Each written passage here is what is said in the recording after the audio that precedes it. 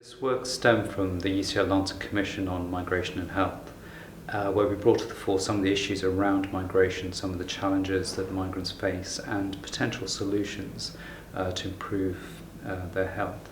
And in part, this project was about trying to disseminate the findings to an audience that we don't normally speak to, but also to challenge some of the negative stereotypes towards migrants, the xenophobia, the racism towards migrants through a health lens, bringing together narratives and stories around issues around access to the NHS, for example. I think childhood and adolescence is an incredibly important time period when they are forming their opinions and are receptive to ideas, particularly around issues of fairness and justice. Equally, for us, it's important to learn from them to understand the challenges that they face and issues and ways that they can solve them.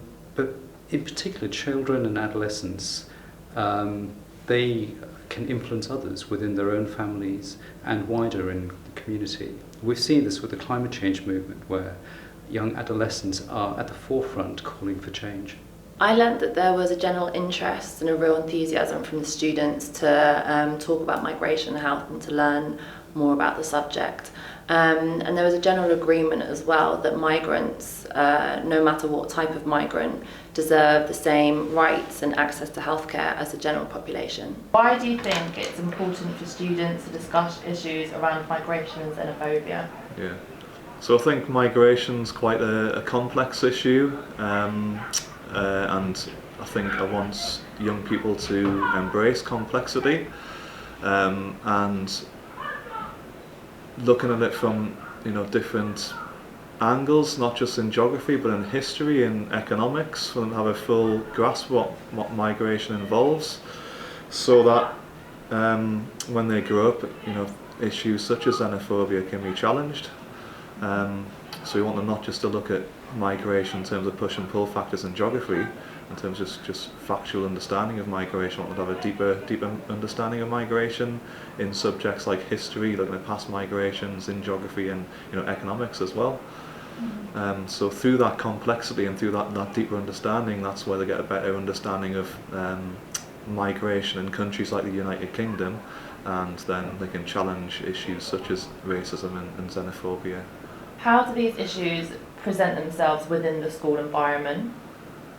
So issues of migration and possibly xenophobia. Yeah.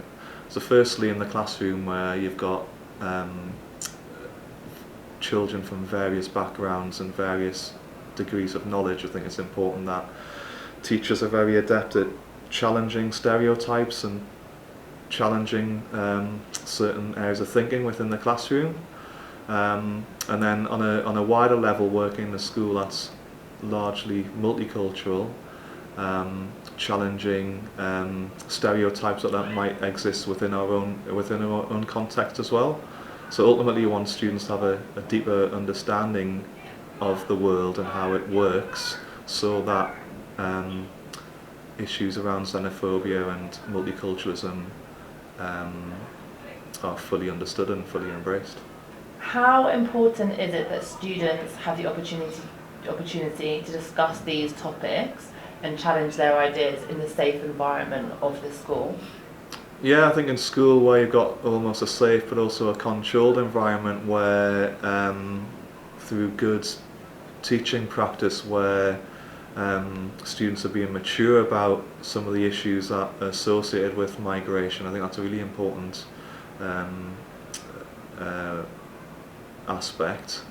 But also, on the other hand, having that safe space for students to have the sort of freedom and to express opinions, so that they can be challenged, rather than the fear of saying something that they might perceive as wrong. But you also want to be able to challenge and learn from students' different backgrounds and knowledge. So do you think it's important that young people like yourselves have conversations around migration and ethnicity in school? Yeah. Yeah. Because a lot of people that migrate to this country are foreign, so they might not speak the language, and some people are not as accepting of others. Yeah, they can start to bully, but if you know their backstory and the backstory to these type of things, like you'll be more understanding and empathetic towards them and not cause them as much trouble. Yeah. But we do that a lot in the school. We learn a lot about migration during humanities, geography. Did the sessions make you think about migration in a different way? Yeah, I think so, because I used to think it was just someone going from one place to the other, but really it's so much more of a journey, and it can be so much more traumatic for other people, and for others it can be a very easy journey.